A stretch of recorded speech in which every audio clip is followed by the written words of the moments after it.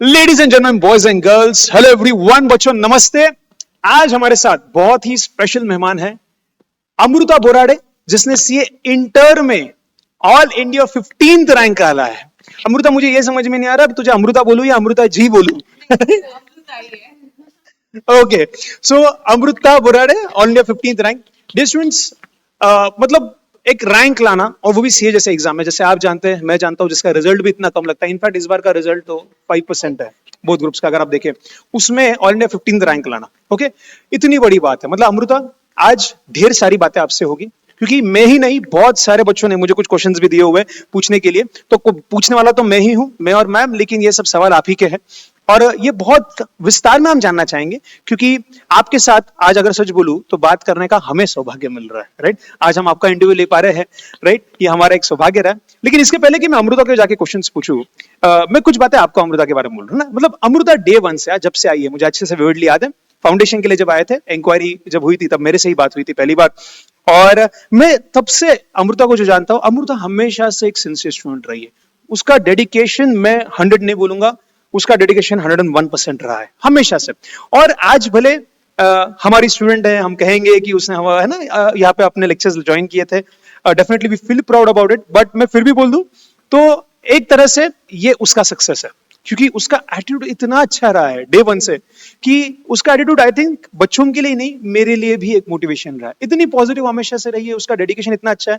उसको आप अगर बोलूं मैं अमृता को कि यहां से कूदना है, तो अमृता कभी दूसरी बार नहीं पूछेगी सर क्यों कूदना है ना। उसने इतना विश्वास रखा है अपने गुरु पे, उसने एक सिस्टम पे।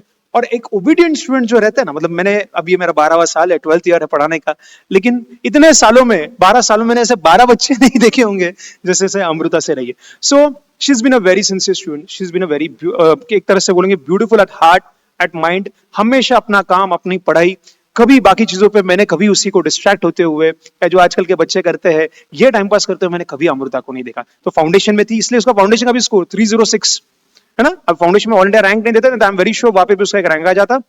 अब लेकिन इंटर में जहां रैंक देते हैं, तो हम देखते हैं कि रैंक में ऐसा भी नहीं कि उसका कहीं पे बहुत पीछे है, ऑल इंडिया 15, टॉप 15 में होना।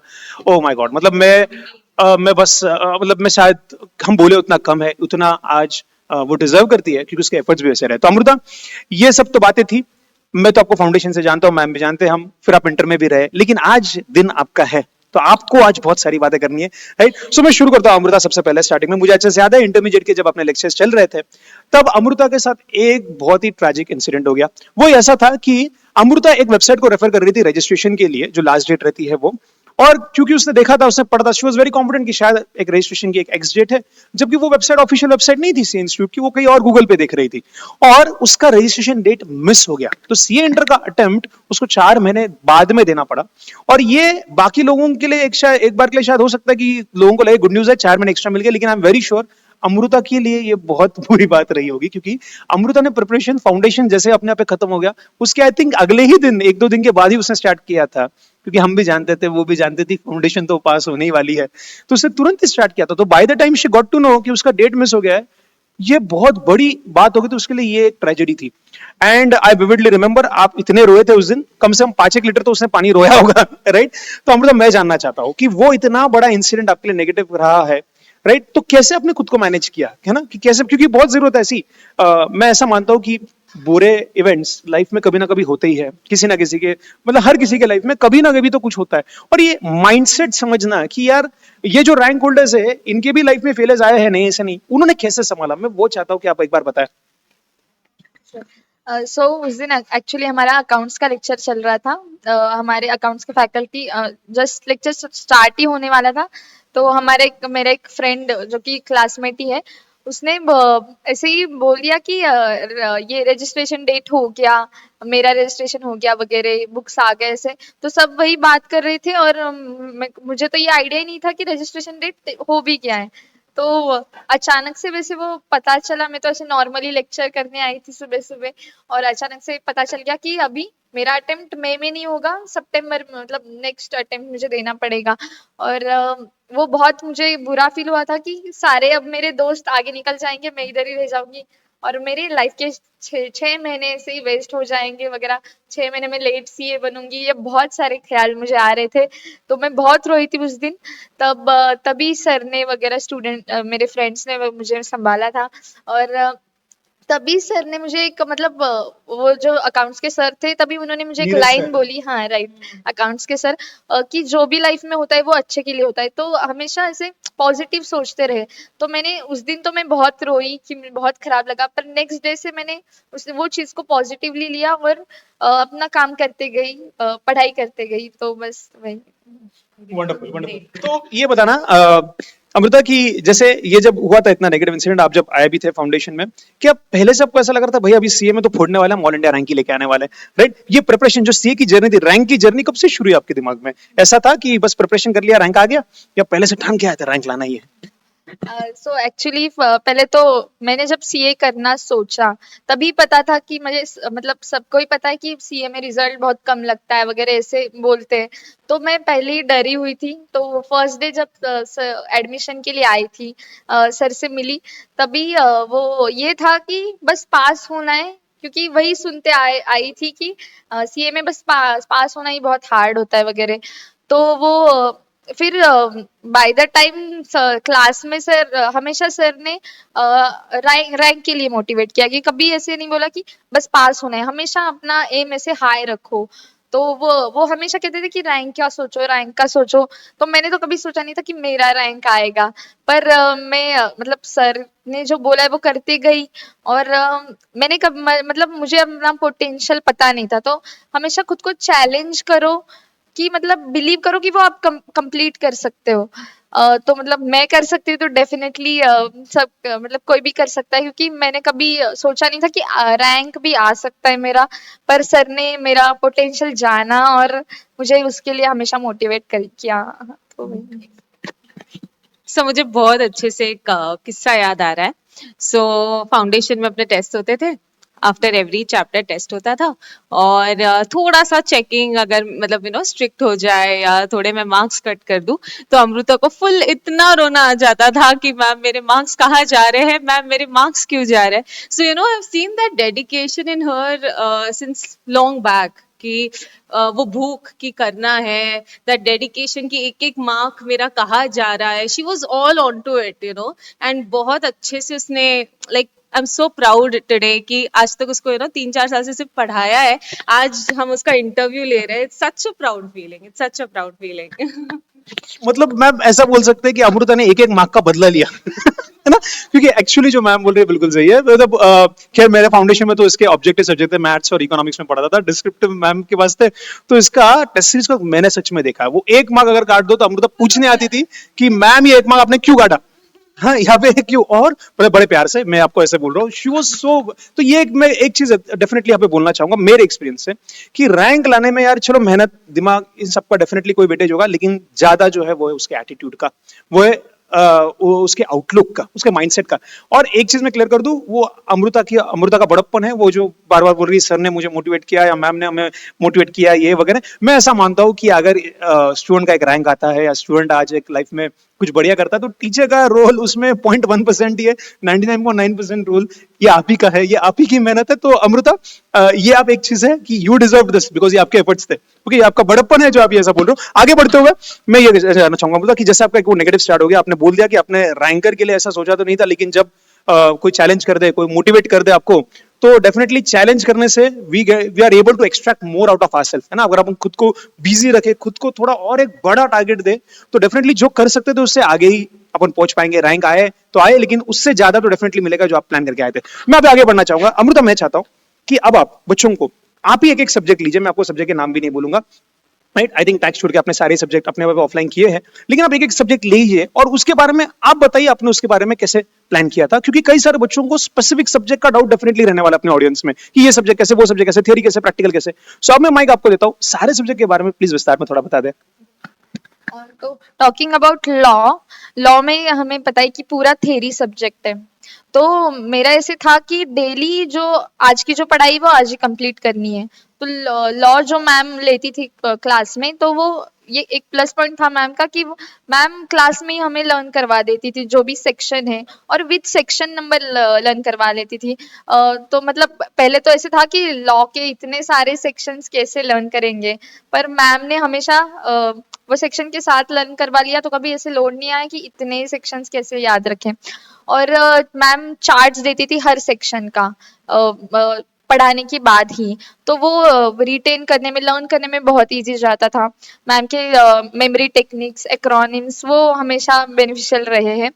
तो लॉ में ऐसे ही करती थी, जैसे मैम पढ़ाए तो मैं उसे लर्न कर लेती थी, और घर पे भी जाके वापस उसे एक बार देखना है, ताकि थोड़े टाइम बाद मुझे उसे उसे रिवाइज करने में कम टाइम लगे। तो लॉ का वो हो गया। उसके बाद टैक्स वगैरह, उसमें ऐसा है कि वो ऐसे कंबाइन सब्जेक्ट है, थ्योरी प्लस प्रैक्टिकल। उसमें आपको अगर प्रोविजंस आते तभी आप क्वेश्चन सॉल्व कर पाओगे। तो प्रोविजंस को बस रट के या ये नहीं रखना है, हमें ज्यादा से ज्यादा उसके क्वेश्चंस प्रैक्टिस करने हैं। तो टैक्स के बाद आई थिंक ये क्या, अकाउंट्स। हाँ, अकाउंट्स में ऐसे कि हमें बहुत सारे एसेज है और कुछ टॉपिक है 5-6, तो उसमें बस यही पॉइंट है कि हमें most of the question similar रहते हैं, कुछ कुछ नए एडजस्टमेंट होते हैं, उसे हमें डेफिनेटली मार्क करना चाहिए जो कि हमें नहीं आ रहे, जो हम नेक्स्ट रिवीजन में रेफर करें। तो अकाउंट्स में जो कि पूरा प्रैक्टिकल सब्जेक्ट है, उसमें हमें मतलब सारे क्वेश्चंस था, हम वो लास्ट डे पे देख नहीं सकते। तो वो क्वेश्चंस जो कि बहुत टफ लग रहे हैं, या कुछ उसमें नया है, इजी है पर नया है, जो कि हमें पता नहीं है, या कुछ ऐसे ट्रिकी पॉइंट्स है, उसे मार्क करके रखना चाहिए जरूर। और talking about FM and costing, उसके सर ने जैसे बताया था कि हमें कोई भी टॉपिक के पहले एक ब्लैंक पेज रखना है, वहां पे हमें ऐसे पॉइंट लिखने हैं जो कि छोटे पॉइंट्स होते हैं पर इम्पोर्टेंट होते हैं, जो स्किप हो जाते हैं माइंड से, जो ऐसे नॉर्मल क्वेश्चन में नहीं आते पर एक आध क्वेश्चन में आ जाए, इजी हो तो भी वो क्लिक नहीं होगा हमें, तो वैसे पॉइंट्स हमें लिख के रखने चाहिए। तो वही एफएम और कॉस्टिंग में। और एक सर ने ऐसे बताया था कि हमें एक फॉर्मूला, सारे जो फॉर्मूलाज है, अब कॉस्टिंग में बहुत सारे फॉर्मूलाज है, एफएम में तो नहीं है इतने, वो एक ही पेपर पे वो लिखो, और वो पेपर हमेशा साथ में रखो, जब भी टाइम मिले वो उसे देख लो। तो इसे इसे स्पेशल टाइम उसे देना नहीं पड़ता कि उसे लर्न करना है, वो हम बार बार देखते रहेंगे तो वो ऐसे ही दिमाग में रह जाता है। तो एफएम और कॉस्टिंग वैसे किया था। तो ऑडिट में हमें रिपीटेटिव रिवीजन बहुत इंपॉर्टेंट है, क्योंकि वो भी बहुत वास्ट सब्जेक्ट है, उसके कीवर्ड्स वगैरह उसी पे मार्क्स डिपेंड होते हैं। तो वही रिपीटेटिव रिवीजन बहुत इंपॉर्टेंट है थ्योरी सब्जेक्ट में। मतलब ये अगर मैं कुछ समराइज करूं तो इसमें चीजों को, तो अमृता ने क्या बोला, क्योंकि ये उनकी वाणी है, तो आप जो कई सारे बच्चे इसको जानना चाहेंगे तो मैं समराइज कर दूं। पहला तो उसने ये कहा कि रिपीटेटिव रिवीजन थ्योरी सब्जेक्ट्स के लिए रखनी है। तो रिपीटेटिव रिवीजन से मतलब ही कि अगर आप कभी कुछ आज पढ़ लेते हो और डायरेक्टली 1 महीने बाद उसको खोलोगे तो मतलब एज गुड एज कि आपने कुछ भी नहीं पढ़ा, कि आप सब कुछ भूल चुके होंगे। तो डेली जब आप पढ़ाई करो तो ये थ्योरी सब्जेक्ट्स या जो भी चीजें लर्निंग वाली रहती है, उसको 1 घंटा 45 मिनट जितना टाइम आपको मिले, देखते रहो पीछे क्या किया था, बस भले देखते रहो, पूरा टाइम पूरा सब कुछ रिवाइज करना जरूरी नहीं, एटलीस्ट गो थ्रू करते रहो, ताकि जो पीछे आपने पढ़ा था उसका एक याद रहे। ओके, दूसरा जो अमृता ने कहा प्रैक्टिकल सब्जेक्ट्स के लिए कि आपको मार्क करना है, क्योंकि आई थिंक 1.5 दिन में बाकी सब वापस रिवीजन है, 2 पेपर्स के बीच में 1.5 दिन का टाइम मिलता है आपको, राइट। अब 1.5 दिन में सब कुछ तो रिवाइज नहीं होने वाला, प्रैक्टिकल कितने सारे आप सॉल्व करोगे। तो आप हर क्वेश्चन में अगर आपको लगे कि ये एडजस्टमेंट मेरे लिए कुछ नहीं थी, तुरंत मार्क कर लीजिए। जैसे कॉस्टिंग एफएम में डेफिनेटली मैं तो कहता ही था कि फर्स्ट पेज लास्ट पेज आप हमेशा ब्लैंक रखिए, हर चैप्टर का रखिए, क्योंकि उस चैप्टर में आपको क्या लगा इंपॉर्टेंट वो वहां पे लिखना है, क्योंकि 1.5 दिन में आपको इतना टाइम नहीं मिला कि आप हर एक पेज के थ्रू जाके देखो कि कहां पे वो इंपॉर्टेंट मैंने मार्क करके रखा था। सब कुछ रहना चाहिए, बुक के फर्स्ट पेज और लास्ट पेज को ब्लैंक रखिए, वहां पे जो भी आपको लगे कि यार एक इंपॉर्टेंट है, पेज नंबर 91 पे वहां पे लिख दीजिए, पेज नंबर 91 वहां पे लिख दीजिए सारी बातें, क्योंकि 1.5 दिन में आप कितना अच्छे से रिवाइज कर पाओगे, ये बहुत क्रूशियल रोल प्ले करेगा, राइट। अमृता चलो ये तो एक मुझे समझ में आ गया, अभी कुछ एफएक्यूज ले लेते हैं, राइट। मैम आपके हिसाब से, या क्योंकि बच्चों ने बहुत सारे क्वेश्चंस मुझे मैम को बोले हुए, मैम क्या क्या आप तक क्वेश्चन आया please. So Amrita would like to know, सबसे पहले बच्चों का ये बहुत बड़ा क्वेश्चन होता है आजकल, जो बहुत वर्ड चल रहा है फोमो, है ना। बच्चों को बहुत फोमो होते रहता है कि ये मिस आउट हो गया, वो मिस आउट हो गया। So exactly how did you balance, कि आप पूरे दिन पढ़ाई करते थे, या you had a good balance, family time भी था, लेजर टाइम भी था, तो कैसे आप बैलेंस करते थे? तो आई थिंक हमें डेली टारगेट्स रखने चाहिए। मतलब ऐसे मेरा तो कभी ऐसे नहीं रहा कि मुझे इतने घंटे पढ़ाई करनी है डेली। अब हमें मतलब वो नहीं, राइट, टारगेट वाइज पढ़ाई करनी चाहिए, ताकि आर्स फिर हम ज्यादा से ज्यादा आर्स रखने का सोचेंगे और फिर उतना इफेक्टिव पढ़ाई भी नहीं होता। तो मेरे ख्याल से टारगेट वाइज पढ़ाई हमेशा प्रेफर करनी चाहिए। और मेरे टारगेट्स रहते थे डेली, वो कंप्लीट हो गए तो फिर मैं मेरी फैमिली के साथ वगैरह टाइम स्पेंड कर लेती थी वगैरह ऐसे। तो मतलब सीए करते हो सब छोड़ देना पड़ता है ऐसा नहीं है, आप पढ़ाई के साथ साथ थोड़ा फैमिली या थोड़ा लीजर टाइम आप कर ही सकते हो, बस एक डिसिप्लिन फॉलो करना पड़ता है। आप ऐसा लीजर टाइम क्या करते थे दिन भर में? तो मैं प्रेफर करती थी जिम जाना, जो कि मुझे बहुत मतलब अच्छा लगता था, मैं फ्रेश हो जाती थी उससे, और फिर पढ़ाई में वापस पढ़ाई में लगने के लिए मन लग जाता था। तो I I use to go to gym daily. ये पॉइंट से मैं भी डेफिनेटली एग्री करता हूँ। मतलब दिन भर में पूरी पढ़ाई करने के बाद में मैं भी जब इंटर में था तो मैं जुम्बा जाता था मैम। अब ये मत पूछना मैं कैसे नाचता था मैं तो जुम्बा में जब गया मैं जानवर जैसा नाचता था। मैं पूरी दिन भर की मेरी जो भी थकावट है वो सेशन में तो ऐसा नाच लेता था कि भाई बस दुनिया में है तो अपन ही है इतना राइट। तो ऐसा जिम जाना जुम्बा जाना ये भी पॉसिबल है, ऐसा कुछ भी नहीं है भाई कि सीए कर रहे हो तो आप अपना लीजर छोड़ सकते हो। आप इवनिंग में, हाँ ये जरूरी है कि डिसिप्लिन रखना पड़ेगा। जैसे उसने कहा कि मेरा टारगेट था टारगेट कंप्लीट तो टाइम है, टारगेट कंप्लीट नहीं हुआ तो उस दिन फिर हाँ फिर उस दिन टारगेट के लिए फिर जितना टाइम लगे उतना टाइम पढ़ना पड़ेगा राइट। सेकंड क्वेश्चन जो मैं अमृता चाहूंगा वो ये है कि यार बच्चे को हमेशा सब ये बोलते हैं सर प्रेशर बहुत आ रहा है, सर बहुत प्रेशर आ रहा है, मैं भूल रही हूँ जो मैंने आगे पढ़ा मैं पीछे भूल रही हूँ। तो ये जब प्रेशर आता है ये भूलते हैं हम, तो ये आम बच्चों के साथ ही हो रहा है या रैंकर्स के साथ भी हुआ था? आपके साथ भी होता था? और जब ऐसा लगता था तो आप खुद को क्या बोलते थे? तो प्रेशर आना तो बहुत ही मतलब कॉमन बात है, क्योंकि बहुत वास्ट सिलेबस है, बहुत सारे सब्जेक्ट है, सबको साथ लेके चलना है, ये किया तो वो छूट जाएगा ऐसे लगता है हमेशा। तो I think we have to trust the process, क्योंकि मतलब it is like a mountain, कि हम नीचे से देखें कि हमें डायरेक्ट ऊपर पहुंचना है तो बहुत हार्ड लगेगा कि कैसे होगा ये। पर हम अगर डेली थोड़ा थोड़ा थोड़ा थोड़ा जो हमारा टारगेट है वो अचीव करते जाए तो हम डेफिनेटली ऊपर एक दिन जरूर पहुंच जाएंगे। तो वही तो प्रेशर आए तो बस खुद पे भरोसा रखो कि मैंने ये अच्छे से कवर किया है, तो मैं नेक्स्ट रिवीजन में जरूर याद आ जाएगा।